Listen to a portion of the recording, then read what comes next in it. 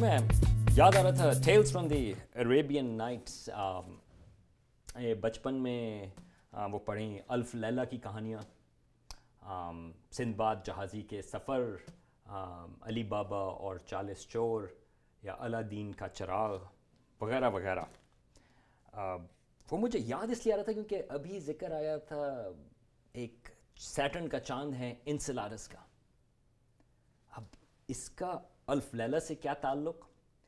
1981 میں ناسا کے space craft تھے وویجر 1 اور وویجر 2. وہ سیٹرن کو فلائی بائی کر کے گئے سولر سسٹم کے باہر کی طرف, اور جب وہ اسپیس کرافٹ جا رہے تھے ادھر تو انہوں نے سیٹرن کے چاندوں کی بھی تصویریں کھینچیں.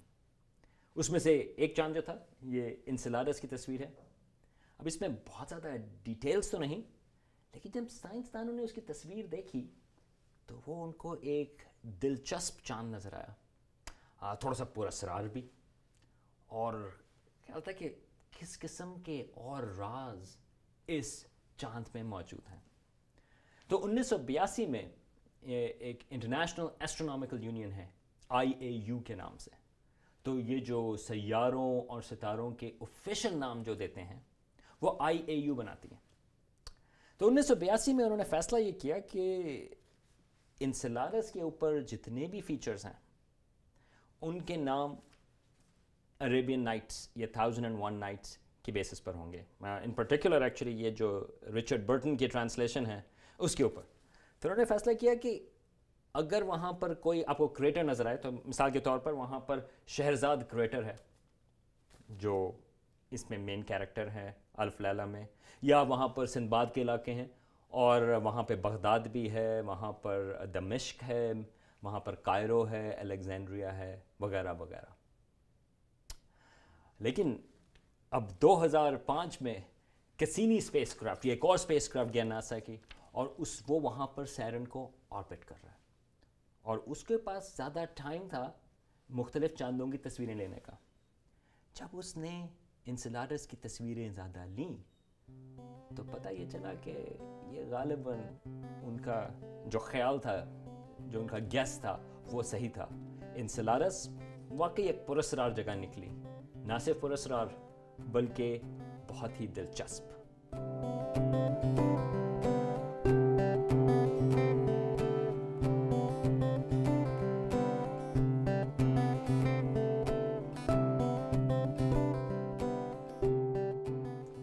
تو آخر انسیلاڈس کیوں دلچسپ جگہ ہے؟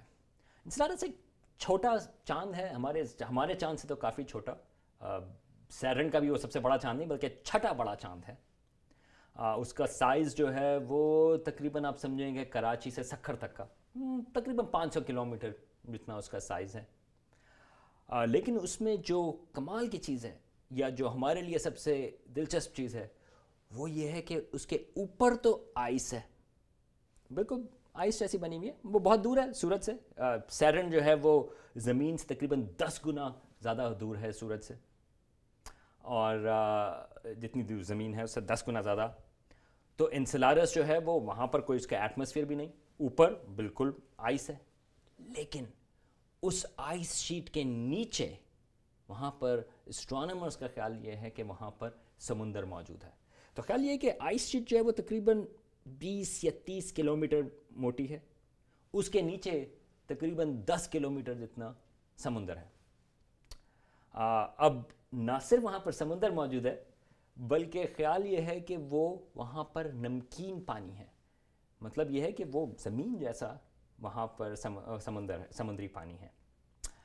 یہ ایک کٹ آؤٹ ہے, یہ آپ کو ایک سٹرکچر بتا رہا ہے کہ یہ اس کے نیچے اس کا کور ہے, یہ وہاں پہ انسیلاڈس کا, اس کے اوپر آپ کو سمندر نظر آ رہا ہے.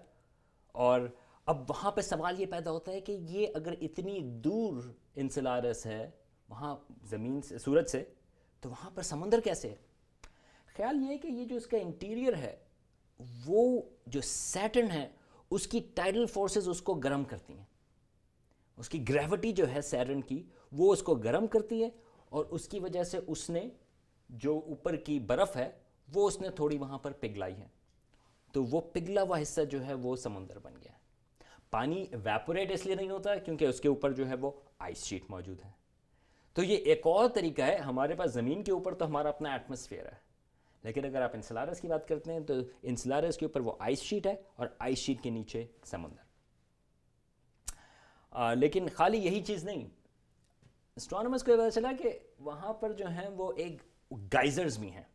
یہ ایک تصویر ہے انسلارس کی, یہاں پہ آپ کو گائزرز نظر آ رہے ہیں یا گرم چشمہ. وہ گائزرز کس طرح سے بنتے ہیں کہ وہ بہت سارا مٹیریل جو ہے جب سمندر کا ٹھنڈا پانی جب راکس پہ ملتا ہے تو وہاں پر ایک ہائی پریشر بنتا ہے, اور وہ جو مٹیریل ہے وہ نیچے سے وہ اوپر باہر کی طرف نکلتا ہے سرفیس کے اوپر. یہ ایک میرے پیچھے ایک تصویر آپ کو نظر آ رہی ہے, یہ آرٹسٹ کنسیپشن ہے کہ اگر آپ انسلارس کے اوپر کھڑے ہوں تو آپ کو وہاں کے گرم چشمے کیسے نظر آ رہے ہوں گے.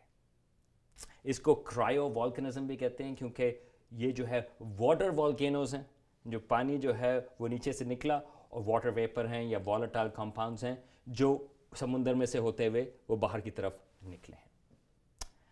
اب اس کی تصویریں تو ہمیں موجود ہیں, واقعی یہ تو ہمیں معلوم ہے کہ وہاں پر یہ گرم چشمے موجود ہیں, لیکن خالی یہی چیز نہیں, یہ جو گرم چشمے ہیں وہ سیٹرن کے رنگز کا بھی مٹیریل پرووائڈ کرتے ہیں.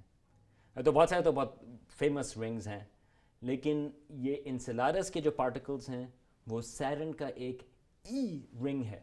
سیٹرن کے رنگز جو ہیں وہ آئس پارٹیکلز ہی ہیں, لیکن ای رنگ کے جو آئس ہیں وہ انسلارس کے ذریعے سے مل رہی ہے.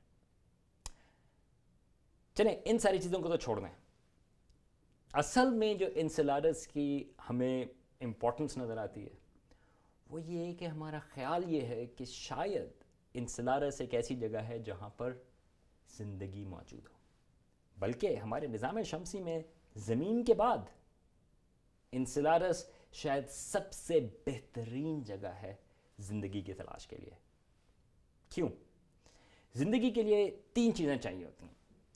ایک, پانی, جیسا کہ میں نے بتایا کہ انسلارس پہ سمندر موجود ہے, نمکین سمندر, پانی بھی موجود ہے, بالکل زمین جیسا سمندر ہے وہاں پر, تو پانی کی تو کوئی کمی نہیں. دوسری چیز چاہیے آرگینک کمپاؤنڈز.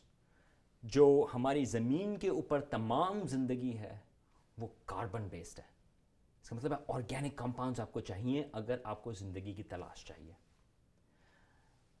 اب انسلارس پہ یہ جو گرم چشمے ہیں جو اس میں سے جو گائزز میں سے مٹیریل نظر آیا ہے اس میں ایویڈنس ہے کہ وہاں پر میتھین بھی موجود ہے, ایتھین بھی ہے, فارملڈیہائڈ بھی ہے, ایسیٹلین بھی ہے. یہ سارے کے سارے جو ہیں وہ آرگینک کمپاؤنڈز ہیں, جس کا مطلب ہے کہ آرگینک کمپاؤنڈز وہاں پر کافی مقدار میں موجود ہیں. تیسری چیز, آپ کو انرجی چاہیے.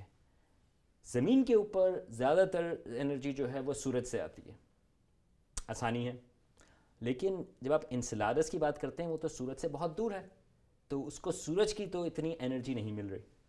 پھر انرجی کہاں سے آئے گی؟ تو وہ جو میں نے بتایا کہ اس کے نیچے اس کے کور کے پاس وہاں پر انسلارس میں ہائیڈرو تھرمل وینٹس ہیں. یہ جو سیٹرن کی گریوٹی جو اس کو اوپر نیچے کرتی ہے اس کی وجہ سے وہاں پر ایک طرح سے آپ سمجھ لیں کہ والکنزم ہے. یہ جو ہائیڈرو تھرمل وینٹس ہیں وہ ویسے ہی ہیں جیسے زمین کے اوپر بھی موجود ہیں. سمندروں کے نیچے ہائیڈرو تھرمل وینٹس ہیں. خیال یہ ہے کہ زندگی زمین کے اوپر 4 بلین سال پہلے غالباً ان ہائیڈرو تھرمل وینٹس کے قریب ہی شروع ہوئی تھی. ابھی بھی بلکہ یہ لائف ایکسٹریم انوائرمنٹس کی بات کرتے ہیں, وہ یہاں پہ زمین کے اوپر ٹیمپریچر ان ہائیڈرو تھرمل وینٹس میں 100 ڈگری کے اوپر ہوگا, لیکن اس کے بالکل قریب میں زندگی موجود. اگر زندگی زمین کے اوپر ان ہائیڈرو تھرمل وینٹس کے قریب شروع ہوئی تھی تو خیال یہ ہے کہ یہاں پر انسلارس کے اوپر بھی زندگی شروع ہو گئی ہو. ابھی معلوم نہیں, اس کے لیے ہمیں مستقبل کا انتظار کرنا پڑے گا, شاید کوئی مشن جائے. اب سوچنے کی بات یہ ہے کہ یہ جو الف لیلہ کی بات تھی اس میں تو بات ہوتی ہے اڑنے والے قالینوں کی. اب آج سے 50 سال یا 100 سال یا 200 سال کے بعد اڑنے والا قالین تو نہیں, لیکن شاید کوئی اسپیس کرافٹس ہوں گی جو انسانوں کو لے کر شاید انسلارس کے اوپر جائیں. اور یہ کوئی اتنی حیران کن چیز نہیں ہوگی کہ اگر جب وہاں پہ اسپیس کرافٹ جائیں تو ایسے علاقے جس کا نام دمشق ہو یا بغداد ہو سکتا ہے کہ ان علاقوں میں وہاں پر زندگی ملے. اور یہ ایک بڑی ڈسکوری ہوگی کہ زمین کے بعد اور جگہ پر بھی زندگی موجود ہے. میں ہوں یہاں پر سلمان حمید، سائنس کے اڈے کے ساتھ.